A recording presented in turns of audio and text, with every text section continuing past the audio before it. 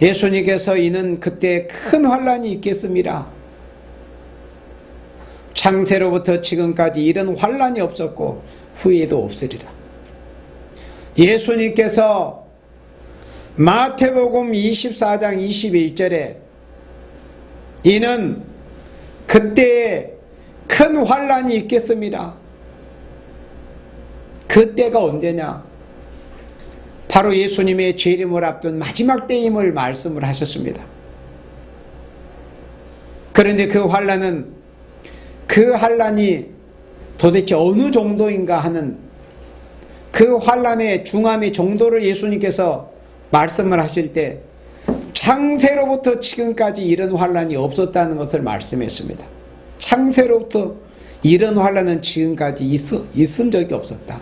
그리고 후에도 없을 것이다. 이 말씀은 지금까지 인류 역사에 있어서 이런 환난은 없었고 또 이 환난을 끝으로 해서 이제 더 이상 환난은 없을 것이다. 곧 마지막 환난이 있고 마지막 심판이 있을 것을 말씀한 겁니다. 왜 이후로 이 환난 이후로 환난이 없을 것이냐 하는 것은 예수님이 재림하심으로 인해서 이제 이 환난에 이어서 심판이 있고 더 이상 환난이나 전쟁이나 재앙이나 죽음이나 이런 환난, 재앙, 전쟁, 근심, 걱정이 없는 예수님이 친히 평강의 왕으로서 통치하시는 세계 통일의 예수 그리스도의 왕국, 성도의 왕국, 그리스도의 나라가 이 땅에 이루어질 것이기 때문에 이 환난이 지금 이 인류의 역사에 있어서는 마지막 환난일 거라는 것을 예수님께서 예고하셨습니다. 말씀하셨습니다. 창세로부터 지금까지 이런 환난이 없었고 후에도 없으리라.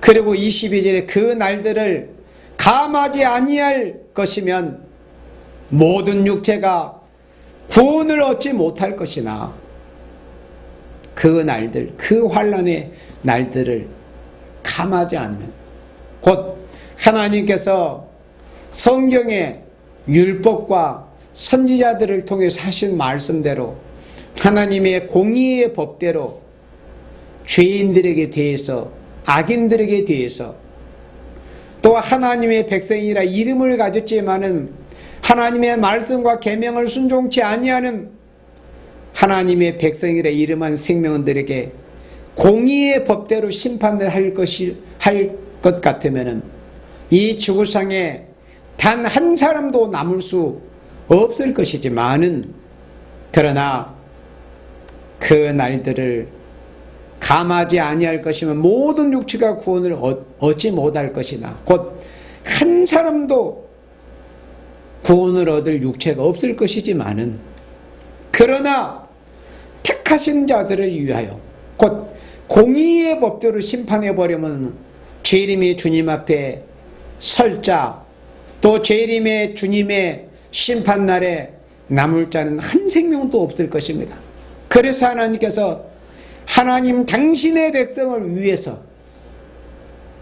주님의 피로 값주고 사신 하나님의 택한 백성들이 이 마지막 때 예수님께서 명하신 대로 예언의 말씀을 읽고 듣고 지켜 순종하는 것을 보시고 하나님의 긍휼이 임하시어 그 날들을 감하시는 이런 일들을 통해서 택하신 생명들이 육체가 구원을 받는 이런 일이 있을 것을 말씀을 하신 것입니다. 예수님께서 창세 이후로 없는 환난이 올 것이라는 것을 이렇게 말씀을 했습니다. 우리는 예수님께서 이 땅에 오셔서 이 마지막 때에 관하여서 이렇게 말씀을 하신 것을 우리가 오늘 마태복음 24장 여기 20절 이후에 22절까지 우리가 보았는데 이미 예수님이 이 땅에 초림주님으로 오시기 전에 하나님께서 그 종 선지자들을 통해서 마지막 때를 말씀하시고 또 성경을 기록한 성경의 기자들을 통해서 우리에게 교훈이 되고 경계가 되는 말씀을 다 성경에 우리에게 필요한 말씀들은 성경에 다 기록하도록 하셨습니다. 그래서 여호와의 책은 짝이 없는 것이었고 조금도 부족함이나 우리 인생에게 있어서 우리 인생의 환난을 면하고 구원을 받는 데 있어서 부족함이 없는 말씀으로 기록하도록 하신 것이 바로 성경 말씀이요 선지서의 말씀입니다.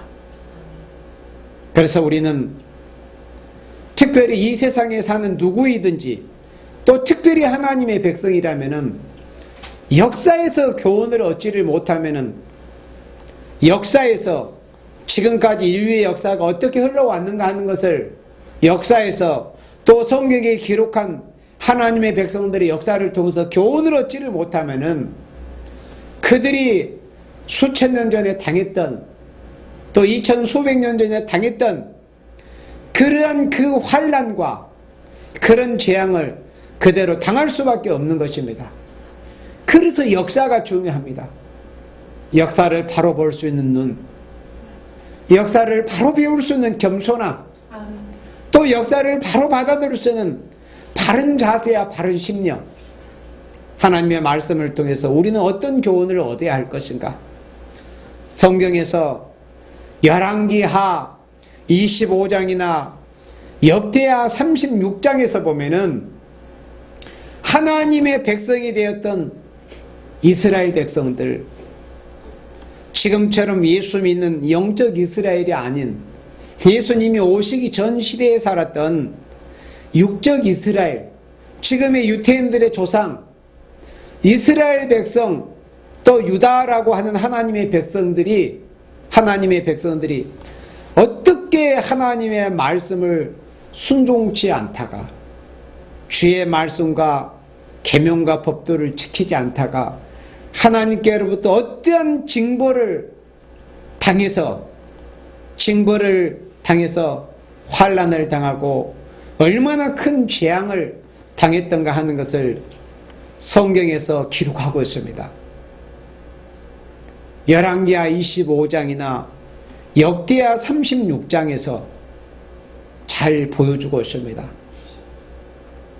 하나님의 백성이라는 사람들이 어떻게 환난을 당하고 어떻게 수치와 모욕을 당하는가 하는 그 모습이 그 두 장만 읽어봐도 우리에게는, 우리 하나님의 백성들이 이 시대에 각성할 수 있는 말씀이 될 수 있고, 또 우리 자신을 돌아볼 수 있는 말씀이 될 수가 있습니다. 또 우리의 심령을 깊숙이 아프게 찔러줄 수 있는 그런 말씀도 될 수 있습니다. 그러나 사람들마다 저마다 하나님의 말씀을 읽을 때 받아들여지는 것은 차이가 있을 것입니다.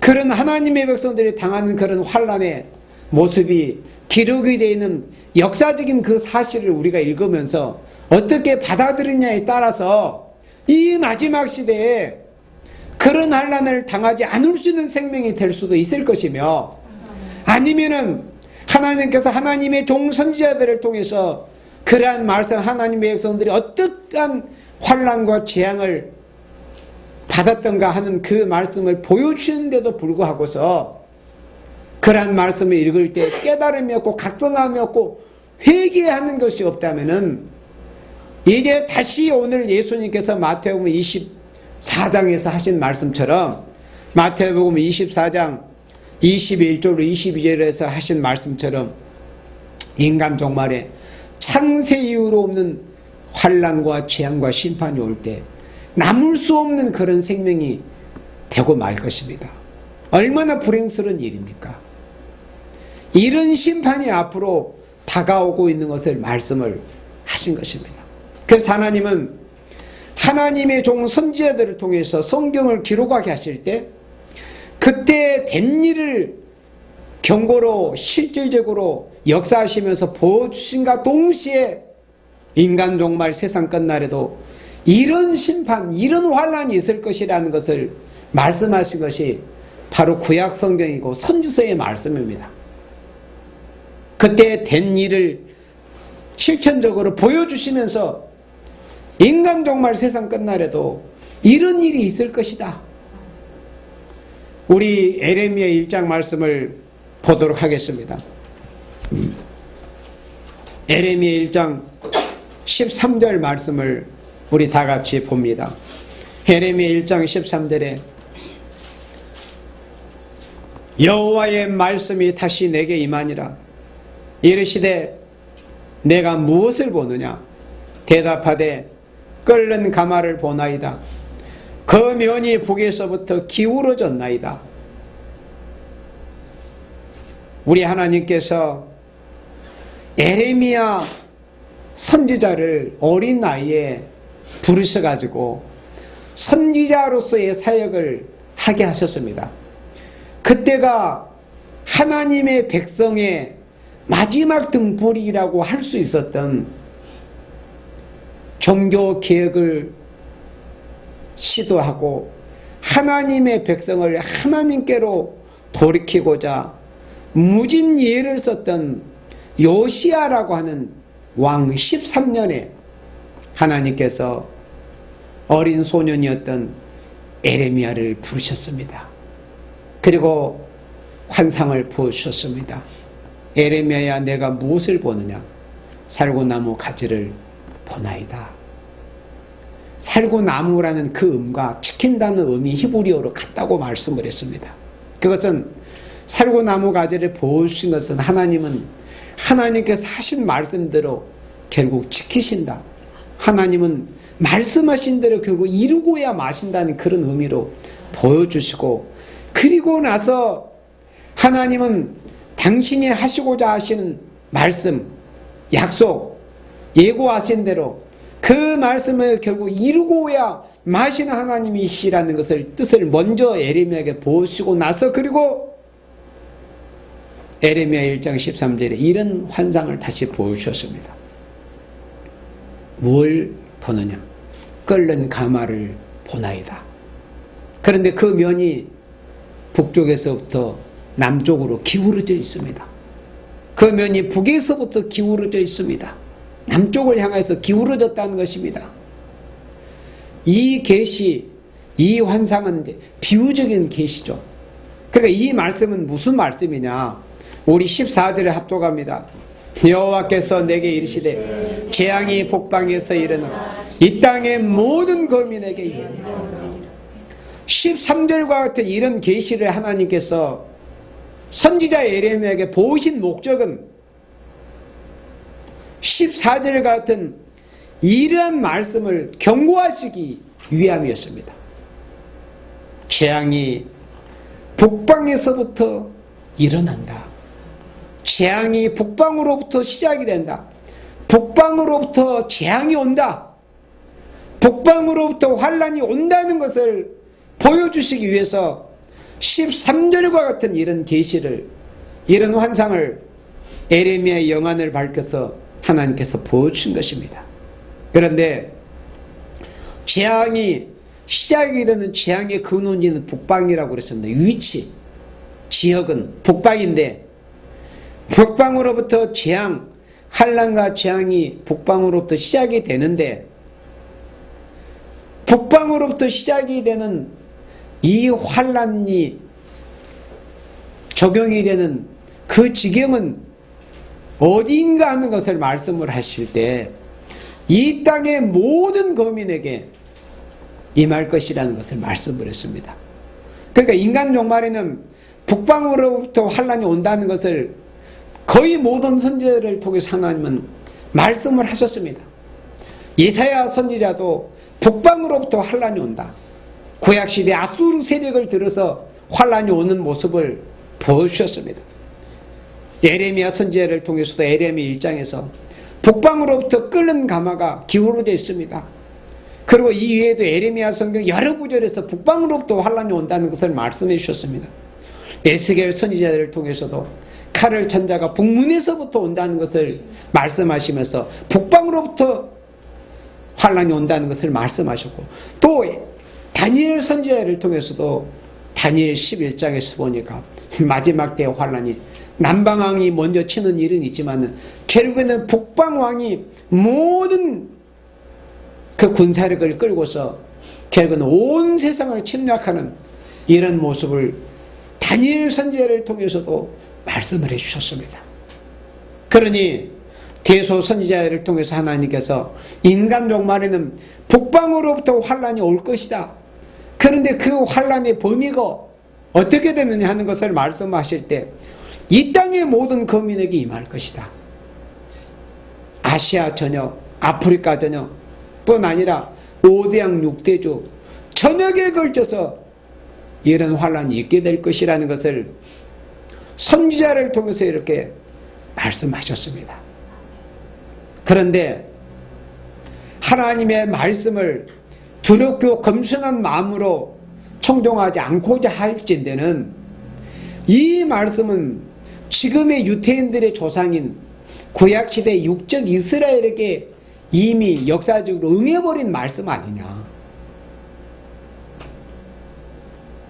성경은 예수님의 십자가의 죽으심으로 해서 다 이루은 거다. 그렇게 치부해버립니다. 그러나 항상 여러분들에게 전하는 말씀이지만은 요한계시록 10장 7절에 그 해답이 있음을 우리는 알 수 있습니다. 요한계시록 10장 7절에 무슨 말씀이 있습니까? 일곱째 천사가 소리내어 나팔을 불 때 하나님이 그 종 선지자들에게 하나님이 그 종 선지자 곧 에레미야 선지자에게 전하신 복음과 같이 이루리라. 하나님은 그 종 이사야 선지자에게 전하신 복음과 같이 이루리라. 에스겔 선지자에게, 다니엘 선지자에게, 또 요엘 선지자에게, 하박국 선지자에게, 스바냐 선지자에게, 아모스 선지자에게, 스가랴, 학개, 말라기 선지자에게 전하신 복음과 같이 이룰 것이라는 것을 말씀을 하신 것입니다. 그 한 구절만 두렵게 알아도 오늘의 교회 목회자들, 지도자들이 하나님의 종들, 그리스도의 종들이 겸손하게 하나님이 그 종 선지자에게 무슨 말씀을 어떻게 하셨는가에 대해서 겸손한 마음으로 귀 기울여서 청종하고자 할 것입니다. 지금 이 시대가 어느 때인지, 정말 지금 이 시대가 이루어진 일에만 머물러 가지고 죄사함과, 물론 우리는 인생은 죄사함을 받아야죠. 예수님을 영접해서. 그러나 언제까지 죄사함은 외치고 있어야 될 것인가? 물론 예수님이 오시는 그날까지는 죄사함을 외쳐야 됩니다. 그러나 거기에만 머물러 있어서는 안 된다는 것입니다. 예수님이 오시는 그날까지 주의 죽으심은 전해져야 된다는 것을 고린도 교회에 대해서 말씀해 주셨습니다. 주의 죽으심을 예수님이 오시는 날까지 우리는 전해야 됩니다. 그런데 거기에 그 말씀에만 한정이 되어 있으면 이렇게 무서운 환란과 재앙이 오는 날에도 환란을 준비하고 대비하고 예비할 그런 깨어있는 생명들이 되지를 못하는 것입니다. 우리는 예수님이 오시는 그날까지 예수님은 우리 같은 죄인들을 위해서 죽어주셨습니다. 그래서 우리가 성찬으로 예수님의 죽으심을 기념하잖아요. 주님이 오시는 날까지 기념하라고 그랬어요. 주의 죽으심을 전하는 것이 우리의 사명입니다. 그러나 또 한편으로는 예수님이 오시는 그날까지 주의 죽으심만 전하는 것이 아니라 하나님께서 그 종 선지자들을 전하신 복음, 그러면 오늘 말씀처럼 마지막 환란이 이렇게 온다는 것에 대해서 하나님은 그 종 선지자들에게 무슨 말씀을 어떻게 하셨는가를 우리가 세례 요한과 같은 겸손한 심정을 가지고서 우리가 청종하고자 하는 그런 겸손한 심령이 이 시대에 이 지구상의 모든 그리스도의 종들에게 있어야 합니다. 그리스도를 영접해서 하나님의 자녀가 된 영적 이스라엘 된 모든 성도들에게 그런 겸손함과 그런 말씀을 사모하는 마음이 있어야만이 그나마 이 시대에 소망이 있는 그리스도인들이라고 할 수 있는 것입니다. 그래서 하나님의 비밀이 그 종 선지자들에게 전하신 복음과 같이 이루리라. 그러면 선지자들을 통해서 전하신 말씀이 인간 종말이 이루어질 것 아닙니까? 그런데 하나님께서 에레미야 선지자를 통해서 북방으로부터 이렇게 환란이 온다. 그런데 우리가 말씀을 그래도 조금이라도 완전하게 알지는 못할지라도 그래도 우리가 조금이라도 알고 있는 입장에서 성경을 보면은 우리는 한편은 가슴이 먹먹해지고 또 가슴이 미어지는 그런 이 슬픈 마음도 금할 수가 없습니다. 왜 그럴까요? 선지자들을 통해서 북방으로부터 환란이 온다. 끓는 가마까지 보여주셨어요. 그런데 과연 이 시대를 사는 하나님의 백성, 하나님을 알지 못하는 생명들이나 불택자는 그만이라 칠지라도 하나님의 택하심을 잊고 예수님께서 피로 값주고 사신 생명들만큼이라도 하나님이 그종 선지자들에게 전하신 말씀에 대해서 관심을 갖고 청종하고자 하고 듣고자 하는 그런 겸손한 심령이 있어야 될 것 아닙니까? 그런데 안타깝다 그거죠. 왜 그러느냐? 하박국 1장 말씀을 여러분들이 보시기를 바랍니다. 하박국 1장에서 하나님께서는 에레미야 선지자를 통해서 북방에서부터 환란이 시작이 된다. 그런데 그 환란의 범위는 이 땅 전체이다. 모든 거민에게 임할 것이다. 백성과 나라, 방과 임금, 모든 전 족속, 전 민족, 전 방언에게 임할 것이다. 그런데 하박국 1장 5절 여러분들 다 같이 합독합니다. 여호와께서 가라사대 너희는 열국을 보고 또 보고 놀라고 또 놀랄지어다.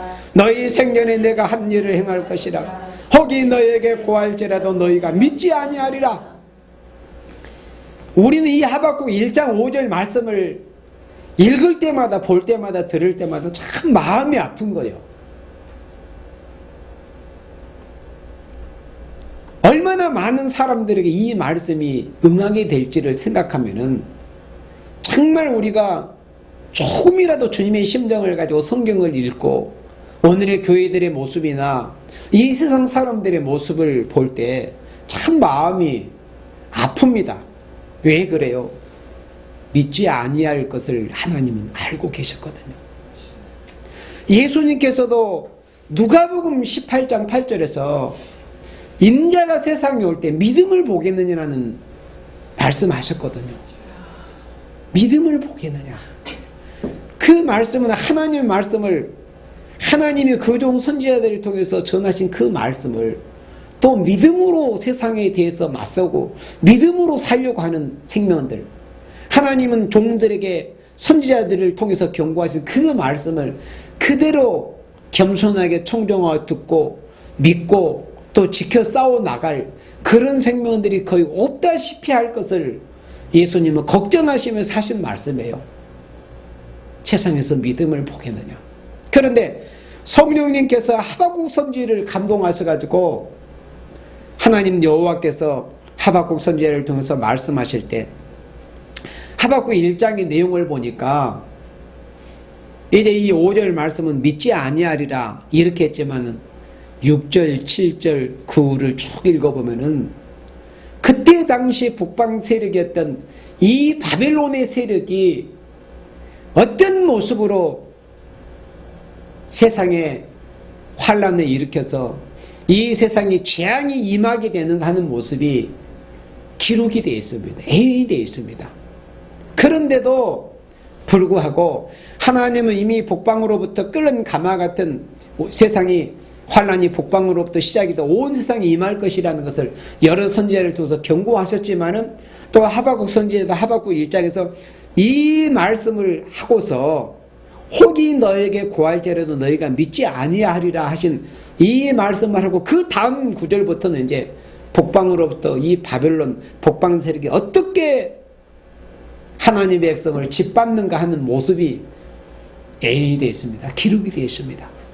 그 말씀은 이미 알파적으로는 주전 586년에 예루살렘 성이 바벨론의 3차 침공에 의해서 완전히 무너지고 함락이 되고 하나님의 거룩한 성전이 다 부셔져 버리고 박살이 나 버리고 거룩한 성전의 기명들이 이스라엘 이방인의 그 더러운 손에 의해서 거룩한 성물이 바벨론으로 탈취되어 옮겨져 가는 이런 모습들이 아까 처음에 열왕기하 25장과 역기하 36장에서 그런 일들이 있었던 것에 대해서 기록이 되었다는 것을 말씀을 전한과 같이 결국 그 마지막 모습이 하나님의 백성들이 하나님의 말씀을 그때 당시에 듣지 않고 청종치 않다가 어떻게 망했다, 환난을 당했다, 재앙을 받았다는 그 기록이 열왕기하 25장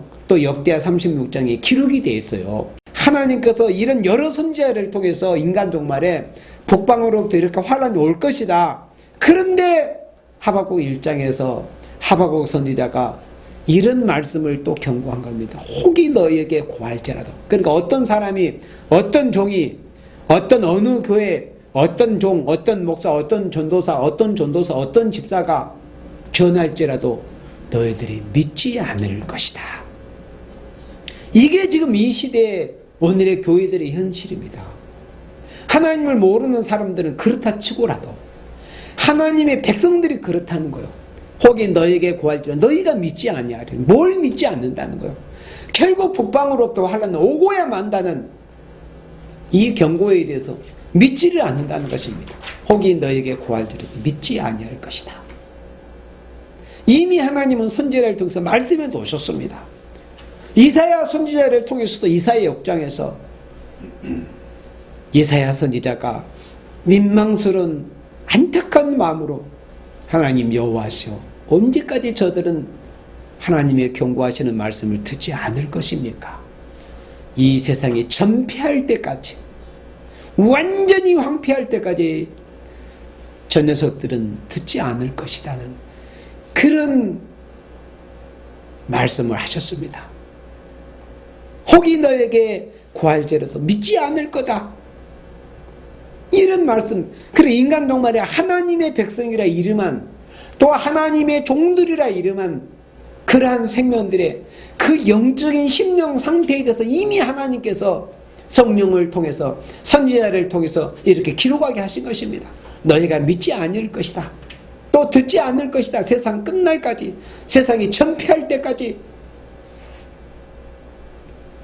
그런데 이 시대를 사는 하나님의 종들과 하나님의 백성들이 하나님의 말씀을 믿고 안 믿고는 아무 상관이 없이 결국은 하나님은 당신이 정하신, 만대를 명령하신 하나님의 경륜을, 때가천 경륜을 하나님은 이루시고 마신 것입니다. 그렇다면 창세 이후로 없는 환란이 온다는 겁니다. 우리 다니엘 12장 1절 말씀을 보도록 합니다. 여러 선지자를 통해서 표현만 달리 하신 것뿐이지 같은 시기이고 같은 때입니다. 또 같은 인생들에 대해서 말씀하신 것입니다.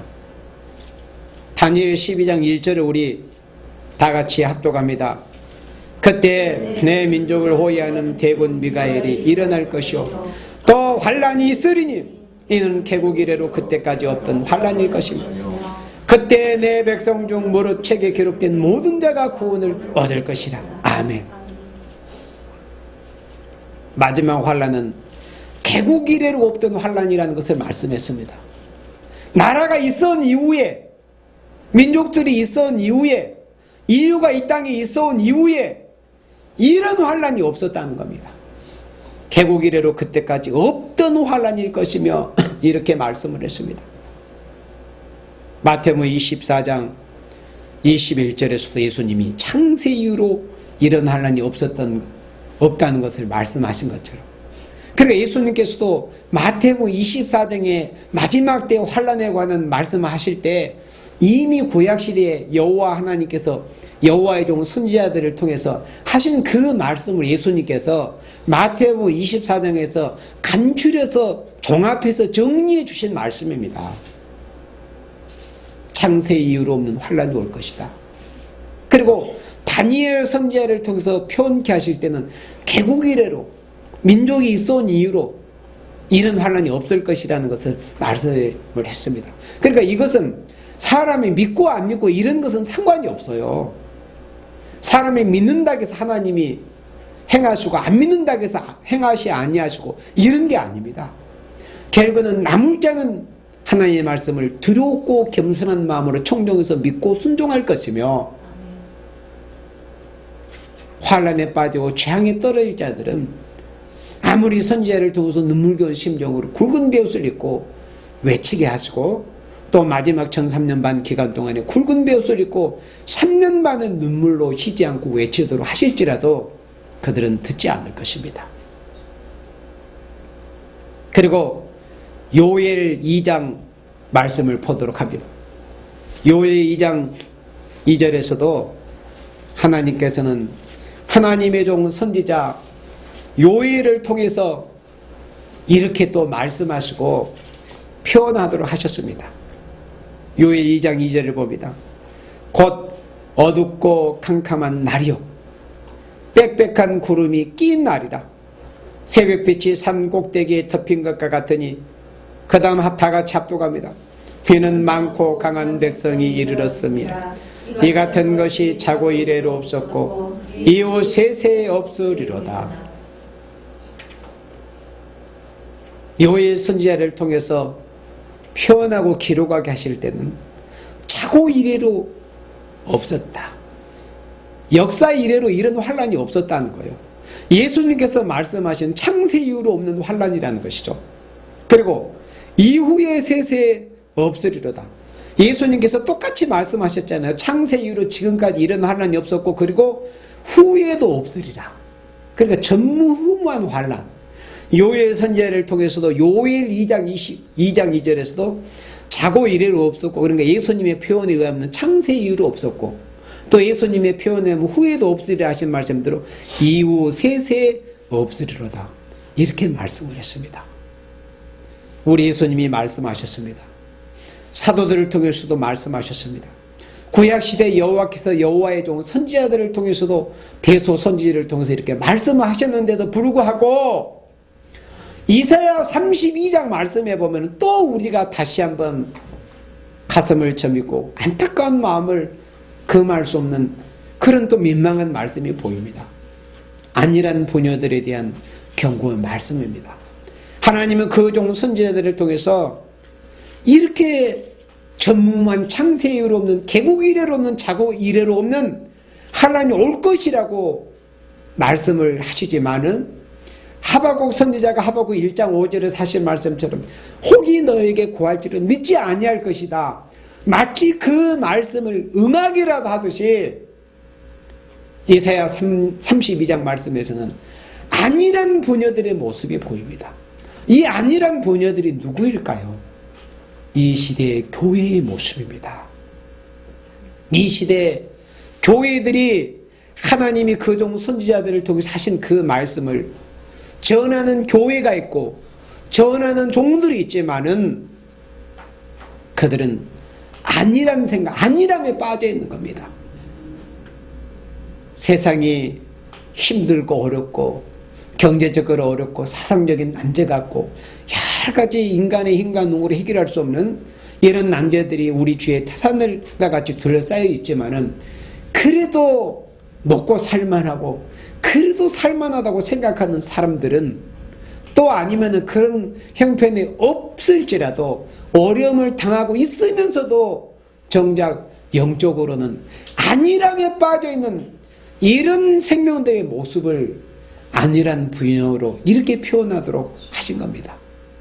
이것이 오늘의 교회, 한국교회의 모습이며 온 세계의 교회들의 모습입니다. 선지서는 거의 대부분의 내용이 하나님의 백성에 대한 경고입니다. 유다와 예루살렘에 대한 경고입니다. 물론 이방인에 대해서 경고하신 말씀도 있습니다. 그러나 대부분 8, 9할이 하나님의 백성들, 유다와 예루살렘, 하나님의 백성 이스라엘에게 대해서 경고하신 말씀입니다.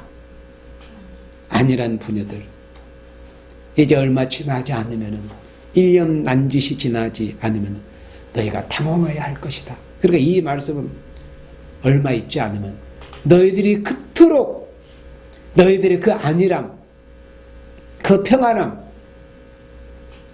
그런 것이 언제까지든지 지속이 될 줄 아니 결코 그렇게 되지 않을 것이다. 너희들이 당황하여야 할 수밖에 없는, 정말 너희들이 수치를 드러낼 수밖에 없는 이런 환란이 오고야 말 것이다. 전쟁이 나겠어? 환란은 무슨 환란? 그러니까 너희 교회는 이단이야. 그러니까 아무에게 종은 뭐 이단이야. 환란이 나겠어? 무슨 전쟁이 나겠어? 이런 안일함에 젖어 있는 겁니다. 이걸 질책하신 말씀이 바로 선지서 말씀이고 이사야 32장의 말씀입니다. 우리 에레미야가 4장 말씀을 봅니다. 오늘 이 시간 이제 마지막 성경입니다. 에레미야가 4장 6절을 여러분들이 찾아보시기 바랍니다. 에레미야가 4장 6절, 우리 다같이 큰 소리로 합독합니다. 전에 소돔이 사람의 손을 대지 않고 경각간에 무너지더니 이제 전혀 내 백성의 죄가 소돔의 죄악보다 중하도다. 여러분들 보세요. 하나님의 말씀에 우리 하나님 여호와께서 어떻게 뭐라고 말씀을 하셨는가, 눈이 있으면 보고 귀가 있으면 들어보라는 거예요. 하나님은 지금 뭐라고 말씀하십니까? 내 백성의 죄가 누구보다 중하다고요? 소돔보다 중하다고 하지 않습니까? 여기에 대해서 긍정적인 마음을 가지고 받아들일 만한 사람은 많지 않을 겁니다. 만약에 이 말씀이 하나님 아멘입니다. 맞습니다. 저의 모습이 그렇고 오늘의 교회들의 모습이 그렇고 세상의 인생들의 모습이 이렇습니다. 하나님 맞습니다. 아멘. 주여 이 죄인을 용서하시고 불쌍히 여기시고 저를 정결케 해주시고 정결케 하는 제물로 깨끗하게 희게 해주시옵소서. 이렇게 말씀을 한 구절의 말씀을 보고 들으면서 회개할 사람이 얼마나 있겠습니까? 그것이 이 시대의 불행이라고 하는 겁니다. 하나님 분명히 말씀하십니다. 이제 전혀 내 백성의 죄가, 내 백성이 누구일까요? 오늘 이 시대, 오늘 이 시대의 교회를 말씀합니다. 한국교회와 온 세계의 교회들에 대해서 내 백성, 하나님의 당신의 백성이 누구냐 그거죠. 교회 아닙니까? 오늘 이 시대에. 그런데 하나님은 이렇게 말씀하십니다. 하나님이 송구하시는 거예요. 내 백성의 죄, 오늘의 교회들, 주의 종이라는 사람들의 죄, 하나님의 백성 그리스도인이라고 하는 사람들의 죄, 교회들의 죄가 소돔의 죄악보다 중하도다. 사람이 볼 때는 그럴듯하게 보이고 신앙인처럼, 주의 종처럼, 성도처럼 그렇게 보일지라도 하나님은 인생의 모든 것을 다 살피시고 가장 정확하게 아시는 분이지 않습니까? 어떻게 하나님의 말씀을 정면으로 반박해서 하나님 이 무슨 말씀입니까? 그렇지 않습니다. 나와 우리 교회들의 모습이, 한국교회의 모습이, 세계교회의 모습이 이렇지 않는데요. 하나님 이렇게 하는 이런 어리석은 인생이 없어야 될 것인데 대부분 이런 모습이지 않습니까? 내 백성의 죄가 소돔의 죄악보다 중하도다. 얼마나 민망하고 황송한 말씀입니까? 그래서 에레미야 4장 12절에 대적과 원수가 예루살렘 성문으로 들어갈 줄은 세상 여론과 천하 모든 백성이 믿지 못하였었도다. 그러니까 에레미야 선지자는 지금 이 말씀을 기록할 당시가 언제겠어요? 도저히 하나님의 백성, 이스라엘 백성, 유다 백성이라고 했던 하나님의 백성들이 지금 저 성 밖에서 성 예루살렘 성을 둘러싸면서 또는 그 전 상황에 있어서 그 전 시간대에 있어서 아무리 그렇지만은 우리가 하나님의 백성이고 하나님이 우리와 함께 하시는데 실상은 그렇게 살지도 않으면서 하나님의 주의 계명과 말씀과 법도를 지키지도 않으면서 결국 우상이나 섬기고 있으면서 바벨론이 쳐들어오는 소문이 들리고 또 바벨론 군대가 성 아래로 저렇게 새까맣게 보일지라도 결코 저들은 우리 이 하나님의 거룩한 이 성도인 이 예루살렘 도성으로 들어올 수 없을 거다. 천만에 하나님이 우리와 함께 하신다. 그리고 이 성은 난공불락의 성이니 함락하기도 쉽지 않다. 다 그런 아니라는 생각들만 가지고 있었어요. 지금 이 시대가 그렇다는 거예요. 한국교회가 우리 예수 믿는데, 기도하는데, 죄를 송수하는데, 11조 드리는데, 부흥이 하는데, 전도활동하고 선교사업 하는데 어떻게 하나님이 복방을 몽둥이로 들어 쓰셔서 북에서 끓는 가마가 기울어진 모습처럼 북방으로부터 환란이 와서 오늘의 교회가 다 북방 세력에 의해서 짓밟히고 환란을 당할 것인가? 에이, 말도 안 되는 소리지. 이거는 역시 구약 이스라엘에 대해서 다 이루어진 말씀이지, 이런 아니라는 생각들을 하고 있다는 겁니다. 그러다가 경고가 어떻게 됐는가? 현실이 되고 맙니다. 경고는 결국 현실이 됩니다. 하나님은 그 종 선지자를 통해서 경고하셨습니다. 하나님은 한 번 말씀하시고 결국에는 그대로 이루시는 하나님이십니다. 하나님이 그 종 선지자들에게 전하신 복음과 같이 이루리라. 그 종 선지자들에게 전하신 복음과 같이 결국 이루어지고 맙니다. 경고는 결국 현실이 되고 맙니다. 여러분들, 이런 환난을 당할 것을 구약의 이스라엘 백성들이 누가 한 생명인들 생각해 나고 이런 끔찍한 참화가 있을 것을 생각하거나 믿거나 예상했겠습니까? 에레미야 선지자 외에는 아무도 없었습니다. 지금 이 시대의 모습은 어떻습니까? 사람들이 오늘날 우리나라 지금 이 정부도 정복 정권도 어떻게 하면은 북방 세력들의 비위를 좀 맞춰가지고 평화가 좀 있게 할고, 이런 생각으로, 그러니까 이건 서로 간의 계율적인 평화입니다. 잠깐의 계율적인 평화의 기간이 물론 있습니다. 지금 우리나라의 이 정권이 어떤 평화를 시도하는 것도 결국 성경이 이루어지기 위한 이런 과정입니다. 왜냐?